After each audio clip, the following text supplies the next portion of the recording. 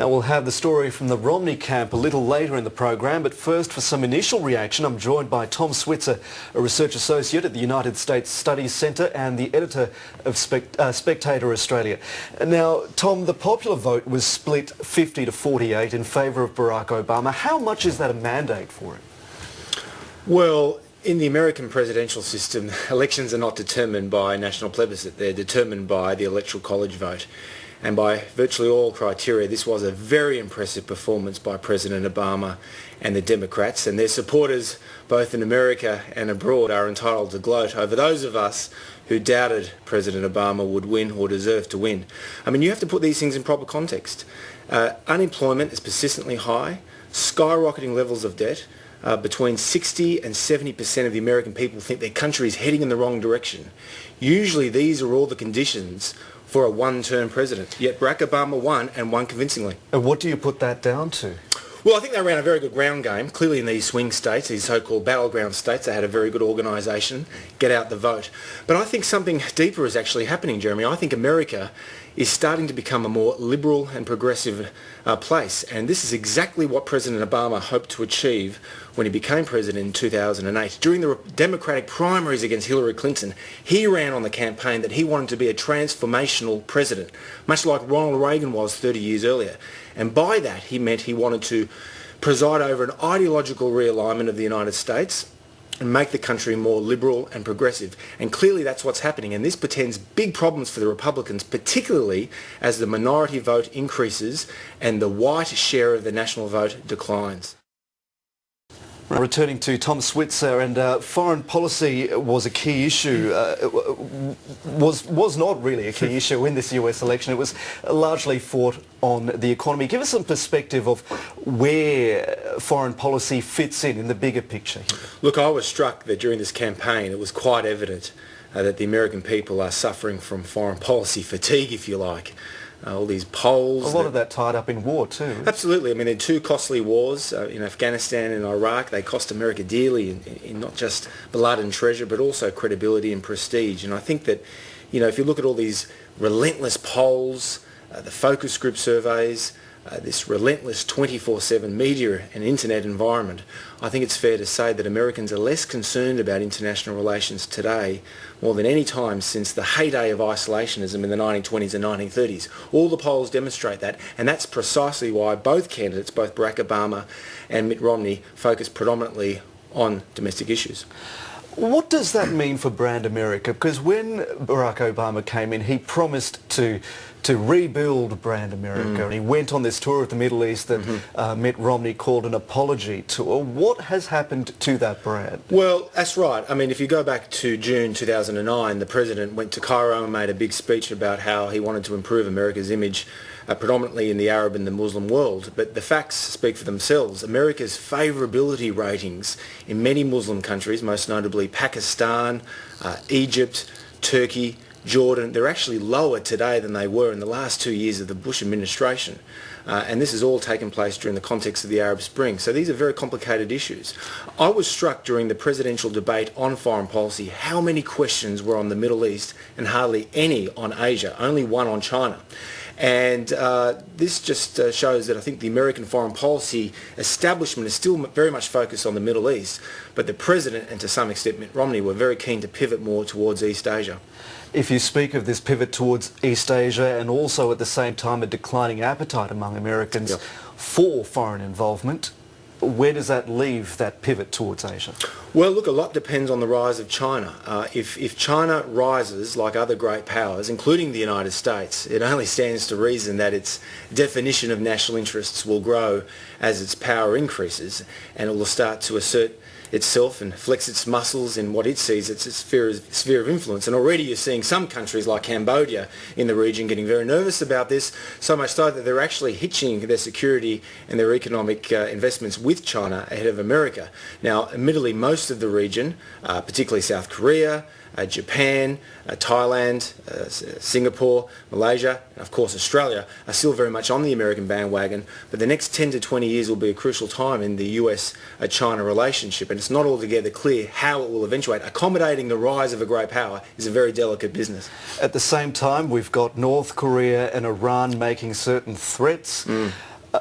How much decisiveness, how decisive does the US need to be on those issues? Look, I think all things considered, the President and his team have played this right. I think they won't say this publicly, but I think one of the lessons of the Iraq War in 2003 is that deterrence and containment can work against rogue states even if they are in the process of developing nuclear weapons, because unlike terrorists who can run and hide, rogue states have a mailing address, they have fixed assets, and of course if regimes like Pyongyang and Tehran ever used weapons against America or American interests in the respective regions, it would guarantee massive retaliation. I think there is a sense in the Obama administration, and even to some extent in Republican foreign policy circles, slowly but surely, there's an awareness of the limits imposed on America's ability to influence changes around the world, and that includes preventive wars and exporting democracy. Part of that equation is also Barack Obama's proposed $500 billion decline in the defence budget over the next 10 years. Where does that leave America as the captain of the free world? Well, that's a very good point, and this is one of the problems that the Republican campaign led by Mitt Romney and Paul Ryan faced. If on the one hand the goal is to downsize government and slash spending to arrest these skyrocketing levels of debt, it only makes sense to put the knife to the Pentagon. Now, there are a lot of influential interests, particularly in certain states like Virginia, which is home to a lot of the defence contractors and the industry generally. So there's a lot of resistance to cuts to the defence. But this is something that Washington on both sides of politics need to come to grips with. And the President's trying to do this, but he's meeting resistance. He may well have leverage on his sleeve after this victory. Now, Hillary Clinton is leaving politics. She doesn't want anything to do with being Secretary of State, nor the 2016 candidacy. Well, that's what she says so far, Jeremy. That's what she's saying right now. What considerations will Barack Obama have in finding a new Secretary of State? Because she takes away with her great familiarity a formidable mind. Yeah, I think all things considered, Hillary Clinton has been a very effective Secretary of State. I don't want to overstate this, but she hasn't been a bad Secretary of State. Whom does he replace her with? Well, there are two major options. One is Susan Rice, who's been the US Ambassador to the United Nations over the last 4 years. She, however, has been ridden in controversy over the Libyan terrorist attack a few weeks ago. I think her reputation has been slightly tarnished, and if the House Republicans on Capitol Hill want to make this an issue, she'll come in the firing line. The other option, of course, is John Kerry, the long-time Democrat senator from Massachusetts. He was the Democrat candidate in 2004. He's been on the Senate Foreign Relations Committee for many years.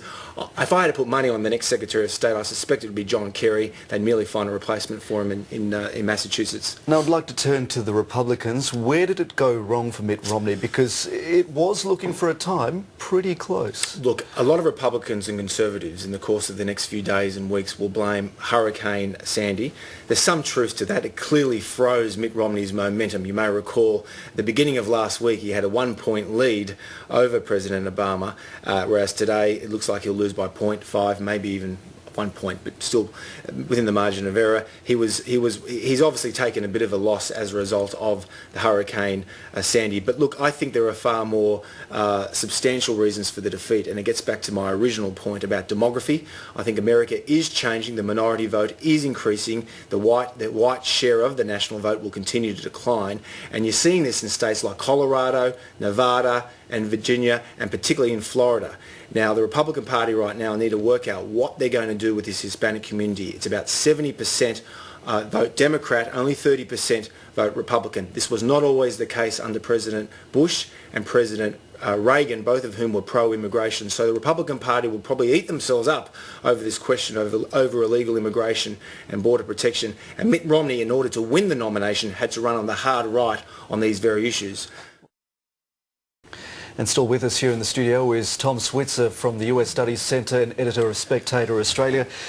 How much truth is there, Tom, in the Democratic charge that the Tea Party Republican Congress was pulling the strings and was responsible for the gridlock that perhaps is continuing to face the President into this next term? Look, I don't think it's a convincing argument. I think that the Tea Party, in many respects, in 2009 and 2010, tapped into this widespread sense of political estrangement and economic anxiety that is still being felt across many parts of America. The problem with the Tea Party, though, is that some of their more colourful characters are incapable of understatement. They shoot from the hip, and their politics are doctrinally pure. Now, when you're negotiating and legislating, you've got to be prepared to cut a bit of slack to your negotiating partners and be prepared to compromise. Some of the Tea Party elements don't want to do that.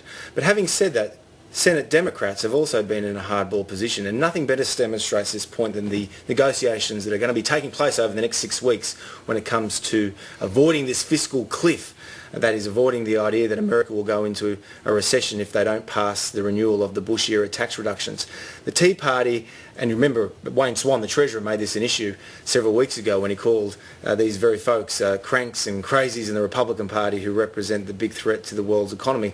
They merely want to renew all the Bush-era tax reductions across the board, but they have support from about 19-20 Democrats in the House of Representatives. So there is some sense of bipartisan support, but it won't get past the Senate because the Democrat majority leadership in cahoots with the President want to make this a political issue. My sense is that both the President, the Senate Democrats and the House Republicans will eventually come to an agreement and pass some form of the Bush-era tax cuts and avert a fiscal cliff. Now, the Republicans keep control of the House for now. How important is that in positioning the party for 2016? And what shape do you see the campaign taking in 4 years? Well, it is significant because in 2009 and 2010 the President had fairly significant majorities of Democrats in both the House and the Senate, and that enabled him to pass the big spending stimulus package, universal health care, among other big government initiatives. So the Tea Party now having more of a role in the House of Representatives in the last Congress and in the next Congress will put a brake on his more ambitious projects. But I think ultimately what will happen is that the Republican Party has to recognise that middle America has moved a bit to the left during the course of the Obama presidency. And it's all well and good to talk the free market economic game, the Tea Party game and the socially conservative game to your loyal supporters, but ultimately you need to win over not just that crucial group of independents, but this rising group of Hispanics and even African Americans who do vote solidly Democrat, but there are still ways of reaching out to them by changing the tone and emphasis of your message. They've got a few years to think about it. Tom Switzer, many thanks. No worries. Thanks, Jeremy.